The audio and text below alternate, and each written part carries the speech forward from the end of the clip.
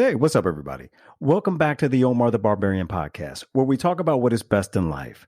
Over the next several episodes of the podcast, Chris Scott, Devon Sanders, and I are talking about the Phase 4 slate of the Marvel Cinematic Universe.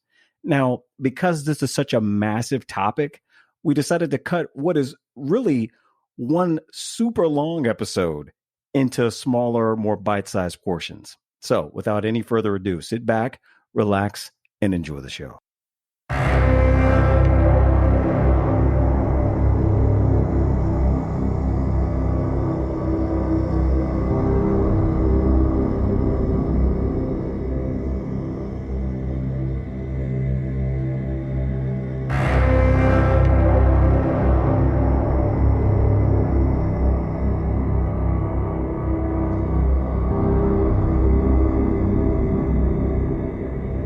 I think we're going to move on to the main event of this discussion and talk about the Eternals. Yes, but I do want to say before we get into that, I think we have enough here, man. We could come back and revisit this topic with just the slate. So maybe down the road we can come back and look at it as we move in more further towards it. But I would love to get you all's thoughts on Eternals. Sure. Devon, please. Because I have shit to say. You know, going back to levels, I'm about at Guardians of the Galaxy. Initial level of Guardians of the Galaxy with this one. Like, I know it's going to be a beautiful film because I did sit down and watch Lane Chow's Nomadland, and it's a beautifully filmed movie. I think that the Eternals is going to be the most different of the Marvel movies. I really want it to be good, but I'm also going to say this. I never fucked with the Eternals in the comics.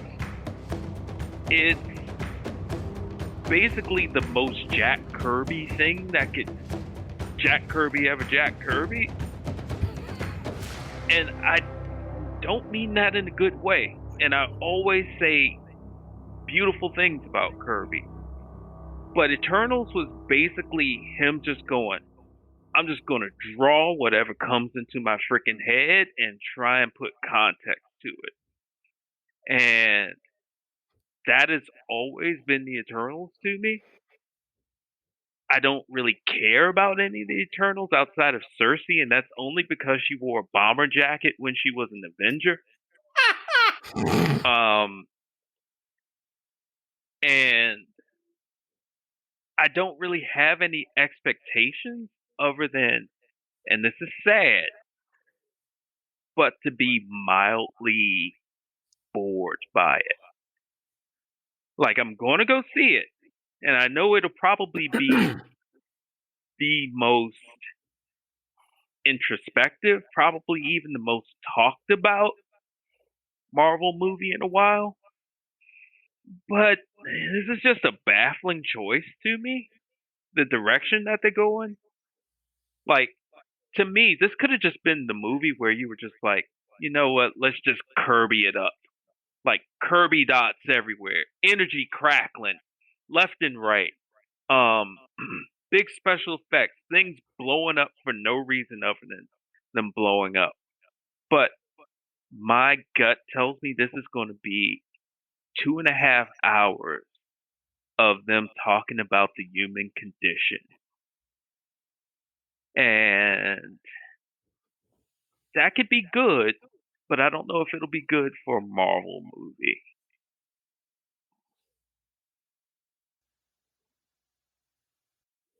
Chris, your thoughts? Okay. I am actually getting them together on my digital notepad. Wow. Wow. So Omar, if you'd like to, to go ahead. I can certainly fill the gap while you get your digital thoughts aligned.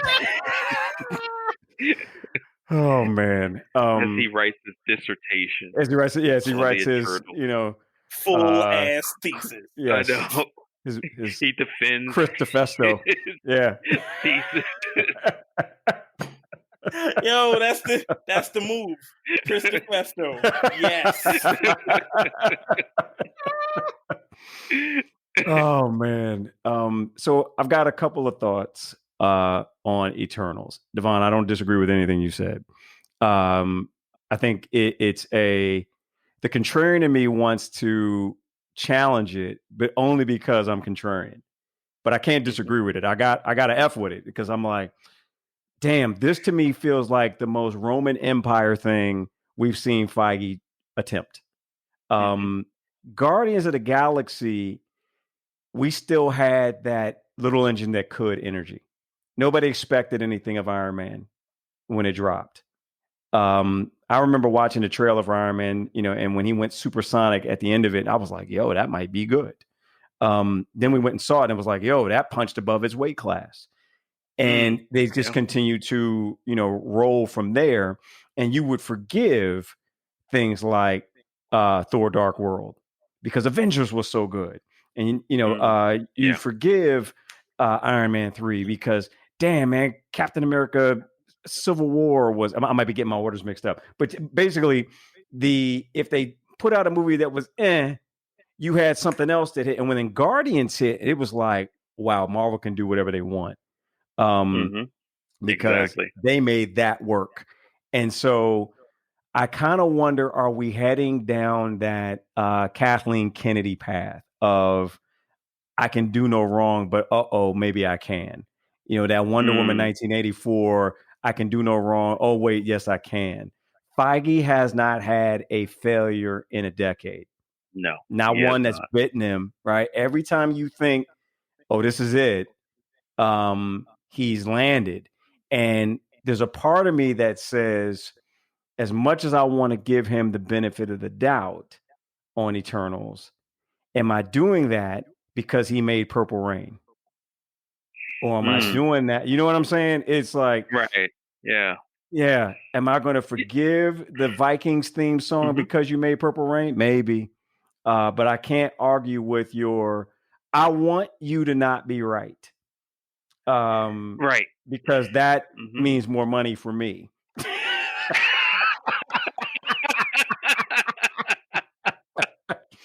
You know what? But I can't disagree with you. Right. But you know what? As you were talking, I had this thought, and it's not Guardians of the Galaxy level. Okay. It is a totally different thing. It is Logan level, where I'm like, okay, I don't quite know what to expect. Well, okay, let me put it this way. I want it to be Logan level, where I don't quite know what to expect and walk out of that movie theater with my heart all kinds of fucked up. Like, because, bruh, like, I have no problem admitting I was in tears watching Logan. You had to be. Yeah. And, yeah. And I want that from the Eternals, but it's also the Eternal. So I don't know if I'll get that.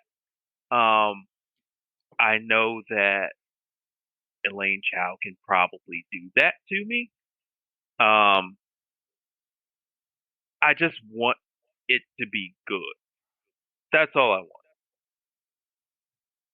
Maybe I need to not think about the movie I would like to see within my head canon and just kind of go, well, they haven't done anything wrong yet. So, yeah, I'm going to put it at a Logan level right now. Okay. Chris, do you have all your digital thoughts ready? I do. Thank you for bearing with me. To Devon's point, the reason that you can't go into this with the movie that you want in your head is because the movie that you're seeing in your head is not the fucking Eternals, it's the New Gods. And that's the problem. Yeah. the new gods for Kirby, right? To put this in modern context, the new gods is Nikki's verse on Monster, and the Eternals is the rest of her career trying to catch up to that verse. Okay. That's a bad right there. That's where I'm at. Yeah, that's a great analogy. Okay. That's a great analogy, Chris. That's where I'm at. Yeah. If we don't end up with Avengers bomber jackets, what the fuck are we doing? Right? Let's keep it funky, right? Like that's when I jumped onto Avengers when I was a youth, is when they all had matching bomber jackets. Black Widow was in that ugly ass gray outfit. Hercules was wearing cargo pants, I believe. Hercules was wearing clothes. Like, no. It's wrong. Wonder Man was still a thing. Like, ugh. Oh, he wasn't on that particular team. He wasn't? No. That the team you're talking about was Black Widow, Black Knight, Cersei. Right. Thor would pop in and out occasionally. Right. Hercules, if I didn't say him before, the Vision, and the Wasp. That was that team. That's wild. Wow. Okay. Yeah, that was the Bomber Jacket Avengers. Ooh. Oh, and Cap would come in and out too. Armor Cap. No, it was just regular Cap. No. Okay. Did they put Armor Cap in anything besides his own book? No, they knew that turd was a turd. Okay. So. And the difference between this, because like it is sort of in the same position that Guardians of the Galaxy was, right? Like this is a almost wholly unproven concept, and we don't know what to expect from it. The difference here, though, I think, is that we could point to objectively good or interesting Guardians source material. We could point to like the Abnet landing run that had just wrapped up with Annihilation in the late 2000s before they announced this movie. We could be like, nah, man, Guardians of the Galaxy could be fucking lit. Like, this could be awesome. The Eternals, they have been trying to get me to care about the Eternals longer than I've been alive. And it ain't never stuck. They even threw Neil Gaiman at it. Yeah. And John Romita Jr. And John Romita Jr. And I couldn't give a fuck. Yeah. Like, it was bad. Like, you know, the only time I've actually given a shit about Icarus from the Eternals is when he's a feature. Not his own, not the Eternals' own albums, but when he shows up in the middle of something else, it's like, oh shit. Shit is about to pop off because an Eternal showed up. Ooh. Right.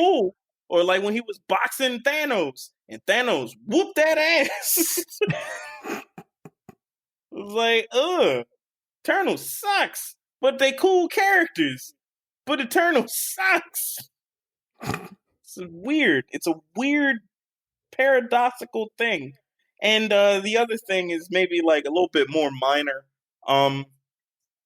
And this might not be appropriate of me to talk about. I don't know. We'll find out along the way, right? I don't know anything about Brian Tyree Henry. He seems to be a very private person in the real world.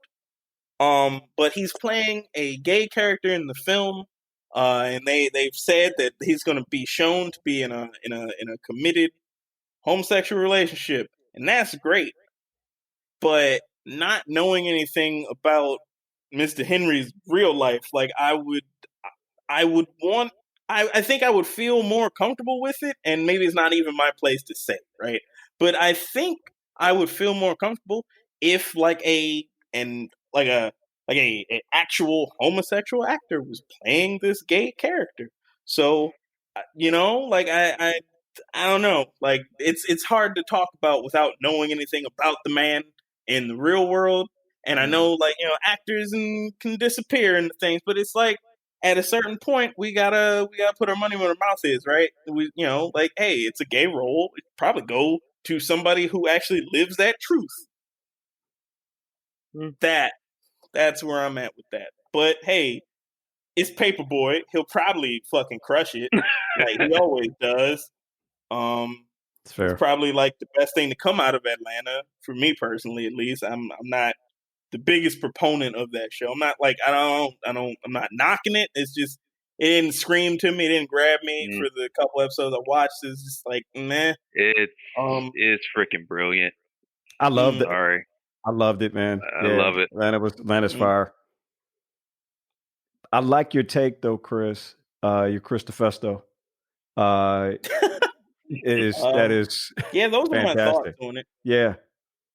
Fantastic. And also there could be more Jack Kirby just everywhere. Like when you have the option of designing something and it's like the option is more Jack Kirby, you should go with more Kirby every time. Mm-hmm. Jack Kirby is like cheese. It's like, more cheese.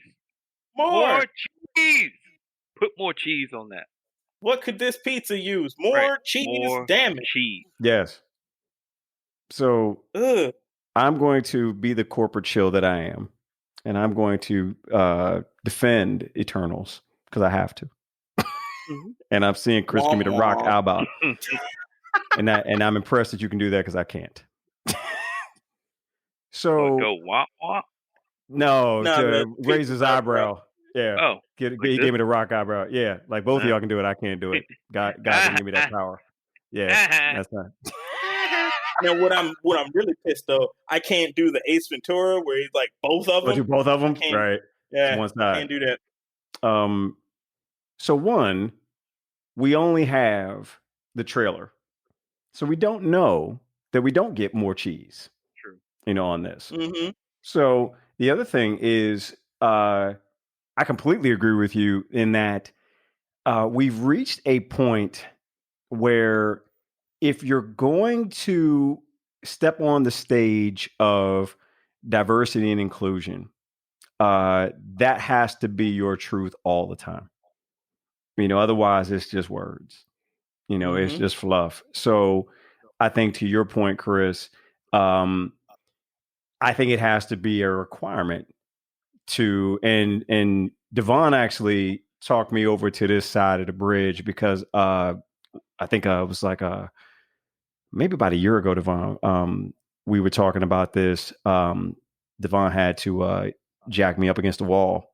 I was defending the Simpson actor and saying, well, wait a minute, you can't, well, if he can't do that voice, well, then should James Earl Jones do Darth Vader? Are you going to take that away? Are you, what I'm saying is because I've done characters as a voice actor. And so I was really kind of looking at it from that perspective. And Devon pulled me up on the side. He was like, hey, man, you need to take down that status that you have up. Because I put it up on Facebook. I had it out there. And he big brothered me on that and was like, nah, you need to not do that. And I was like, defending it, because I was like, well, wait a minute. Nah, man, right is right. And it's got to be, I don't want James Earl Jones to lose that opportunity. And he was like, look, he gave me the equity argument. And I was like, shoot, I didn't think about it like that. He's right. And so I had already pulled it down because once he said pull it down, I'm like, well, he ain't just telling me that just to be mean. He looking out. So let me pull it down. But I was mad that I had to pull down my status, because I didn't understand why. Like we were talking earlier today, Devon, it was like nobody likes to get called out. So when I thought about it, I was like, well, either you're going to be all the way in on something or you just talking. And so to your point, Chris, if you're going to have, a homosexual character, have somebody who lives that truth. I love the way you put it in that role. I think we can reach a point once we've established that everybody's getting to eat, then I think you can explore all the things, all the other arguments that go against equality.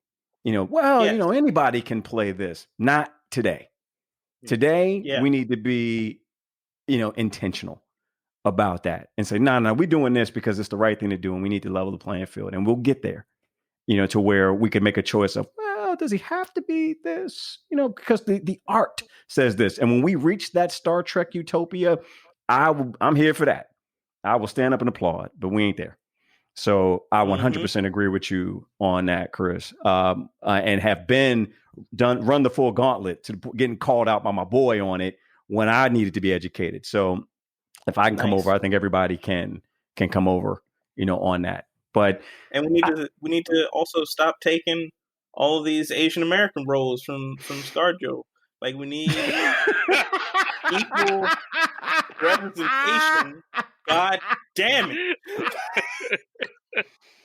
Oh boy! I want this movie to be good.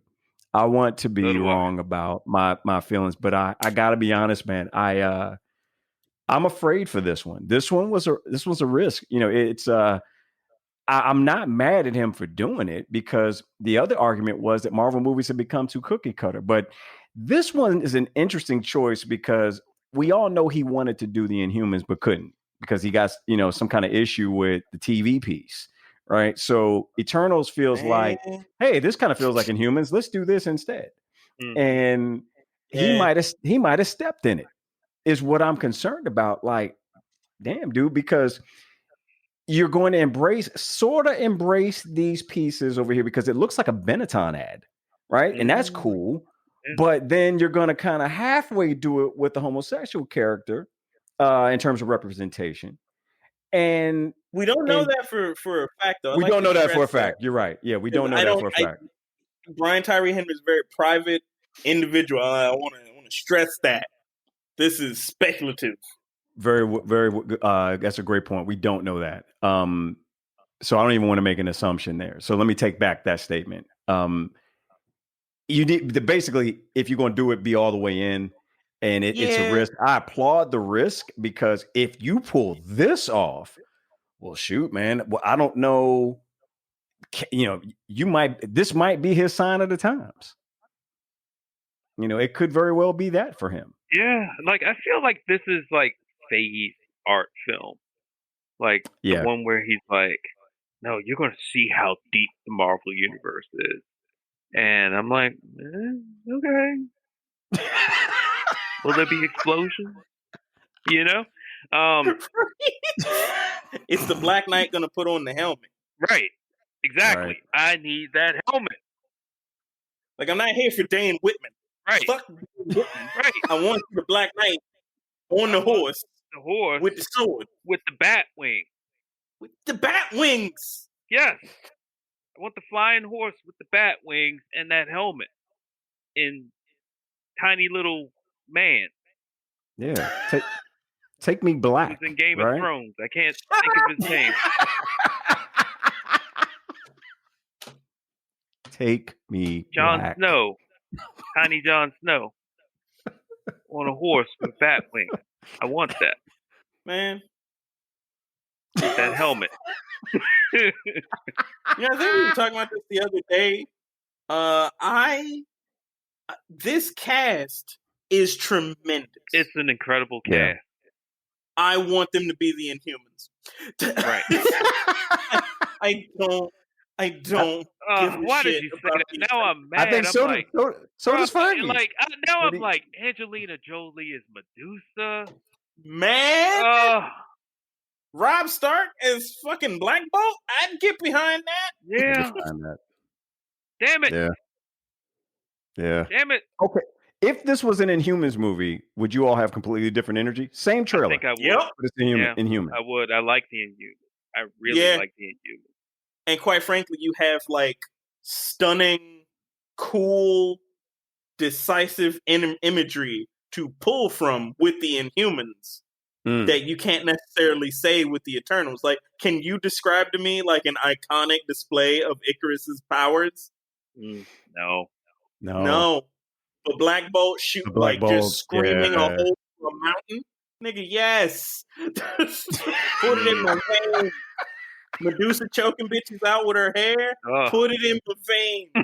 Lockjaw being an instant plushy sensation. Yes.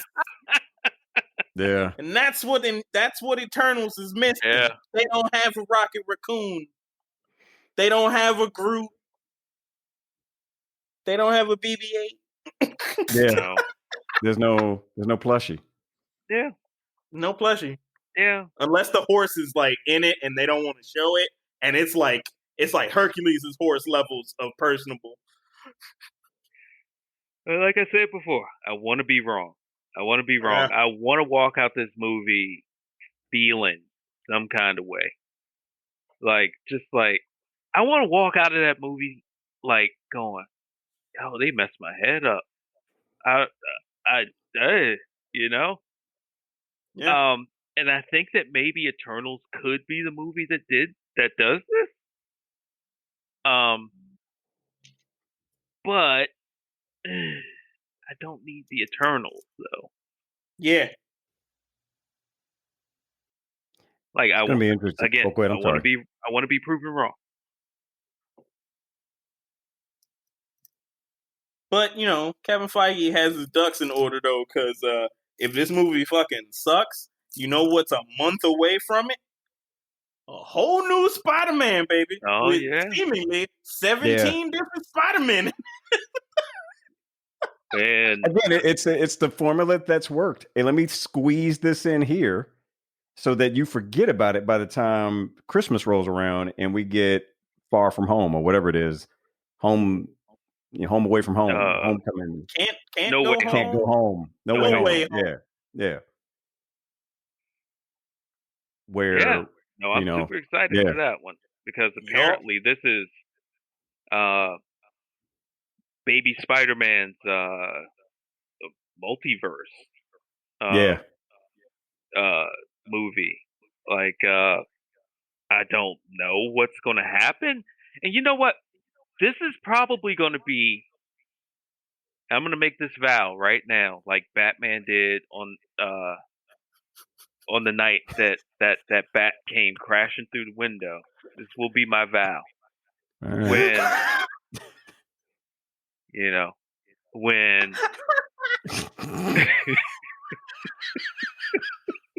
All right, so this we're I gotta getting hear. loopy. We're getting loopy. This I gotta now. hear. Too much podcasting, y'all. So when the bat comes through, this is your So when the bat this is your comes through the code window, now. Yeah. and Disney buys Marvel, I mean when they buy DC Comics, blah blah blah. No, so no, this is going to be my vow. Spider-Man: Far From Home will be the first time I pay zero attention to a trailer. I'm not going to watch it. Mhm. And I'm going to tell you why. I am rarely shocked Surprised. by things. Right. Rarely shocked. Rarely surprised. I went to go see Captain America Civil War with a friend of mine. And we were sitting there. And during the airport scene, when the web grabs Cap's shield, and the next thing you know, Spider-Man pops up with it. My friend had not seen any trailers. He had paid no attention to any spoilers whatsoever. And when Spider-Man popped up on that screen, he literally yelped. And I don't think I've ever seen joy or surprise like that in my whole life. Well, maybe after in the Avengers when we heard On Your Left. Man. Yeah, exactly. I need more On Your Left moments from my Marvel movies. So I'm going to, as much as I will want to, and I know what everybody has been talking about with Spider-Man Far From Home, where they're like, oh, well, Jamie Foxx is coming back as Electro. Alfred Molina is coming back as Dr. Octopus. Maybe they're trying to get Tobey Maguire. Is Emma Stone going to come back and do Gwen Stacy? We don't know. I don't want to know. I want to just sit and enjoy this movie. So yeah, this will be my vow. Like, I'm not going to watch a trailer for that one. Not the How first, not the are second, you not not the going to third. watch a trailer for that in 2021? That's my question. I applaud you. I think that is admirable. I think it is unrealistic. I don't know how unless you just plan on not opening your eyes. I intend to not open my eyes. I intend to be Fucking the Matt evil. Murdock out here? I intend to be the evil Knievel who makes it across Snake Canyon. That's what I'm going to be. I respect it. That will be me. If you pull that off, if you can legit make it without seeing anything and surf the internet, that would be very impressive. I'm going to do it. You know what, Devon? Kobayashi Maru, right here. Wait a minute. Fuck. You know about the Kobayashi Maru? Dude, how? I'm a you ain't seen them movies, have you? For real? Bruh, do you not know this? Like, I am actually a Star Trek fan. I fucks with Star Trek. All right. Deep Space Nine. As I told you yesterday in our text exchange, I'm questioning you on every pop culture reference movie from now on. Like, all right. Dude, I'll put it this way. You fake gamer girl Devon, man. Yo, I'm being real. I'm being real. This is my depth of love for Star Trek Wrath of Khan. If there was if someone came down and said, I'm going to allow you to watch Star Trek Wrath of Khan one more time, I'd be like, okay, yeah, I've watched it a bunch of times. Let's do it. And then they went, but every freaking copy of Star Wars, everything is like movie-wise, is going to get wiped out. Y'all ain't watching Star Wars anymore. You don't mean that because you love Grogu more than you love anything. I love Grogu more than anything, but I have my Grogu animatronic Grogu. Nah, but that goes. No. Wait. Film. The dark saber goes. I'm talking film. I'm not talking merchandise. Fuck them. But the movies. Get them out of here. Yeah. Let's go. Get them out of here. Yeah. As long as I can keep Clone Wars the show. Nah. Yes, sir. No, you know what? The hell with both of you, because I know that Devon ain't grow up on it and Chris ain't grow up on it. Me and my you can't have your expanded universe. You don't have your expanded universe without those films. Haters. I got Grogu. I don't care. I don't care. Burn it all down. Of the expanded universe. Except for Grogu. He's in the expanded universe. In film, it expanded to include him. I'll have the memory. Man, see, I'll have the memory. Expanded universe. That's a series of books and canon that Disney can pick from without actually referring to, because the shit is ridiculous. That shit is Star Wars now. Clone Wars is canon. That is Star Wars. You know it's what? Not expanded universe. You know what? I'm taking it all back because I can't live in a world without Grogu. I just can't. Thank you. That's all I'm saying. But I feel you though, because Wrath of Khan is that flick. Those damn Star Wars trilogies, burn them all. They can go. Mandalorian the last one, yes. Stays, though. Mandalorian fucking stays. Mandalorian stays. Grogu forever. Let me ask you a question, Devon, about your solemn oath. Yeah. All right. Do you use YouTube, correct? Yeah, I have the YouTubes that you right. Do you subscribe to premium YouTube? No, who does that? I actually do. I do. Oh, wow. Yeah. So that's how they're gonna get put your monocles on. That's your money. Your money's in the green bags with the dollar signs on them. You. Wait a minute. Before, I see you hating. Oh, go ahead, Chris. But remind me to come back to that. That's how they gonna get you. That's how they gonna get you with the Spider-Man trailer. Because you're gonna turn on a video and it's gonna be auto playing. Yep. It's like, oops, Spider-Man. Oh, And they ain't There's gonna a let pause you there's and my off button. There are pause and off buttons. Y'all, man, I hate y'all. Y'all just want to you hate us. We're trying to help you out. We're trying to help you not make statements that you can't hold up. I do kind of want you to fail a little bit. Because you hated on the Star Wars trilogy. Because you hate it. I don't hate them. I just don't think about them. Because you want some buffet shit with the Star Wars trailer. You want a buffet to Star Wars. Sorry, I'm a Gen Xer who doesn't give. You ain't sorry. Have their life. No, who didn't have their lives changed by Star Wars. I'm sorry. And yet you own a talking Grogu. Yes, I do. And you was ready to fist fight me over the Darksaber. Because the Darksaber's fucking sick. No, dude. It's all Star Wars. It all comes from that tree. You can like bits and pieces of the thing. Right. No, you can't. No. All of it. No. Look at Chris's face. You gonna break Devon's heart. No, you're like this. You're like if you hand somebody a bottle of milk, you're that dude who's like, what? You got to drink this whole milk, and I'm like, wait a minute. Bro, I know you. can I know you're not. I know you're not talking about milk. Let me finish my analogy. All right. And then you're like, nah, you can't enjoy this whole bottle of milk, and I'm like, but I don't want the whole bottle of milk. I just want the cream that's on top. This from the Negro who gets mad at his girl for pouring out the cereal milk. You got code too when it come to milk. What are we talking about? I'm just saying. I'm piggybacking off of your joint. You're defending milk.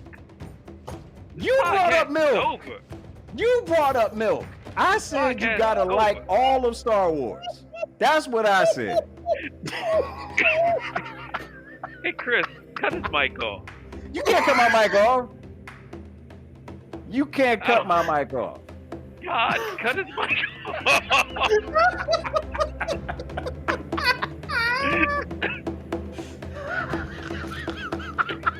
Well, folks, you've heard it here. The dissolution of the epic partnership between Omar and Devon Sanders. Moving forward, this will be the Chris Scott podcast. This will be the Chris DeFesto. The Chris DeFesto podcast. I'll be discussing greater kayfabe wrestling theory with two versions of myself. I hope you'll join us for some polite shenanigans and Christian conversation.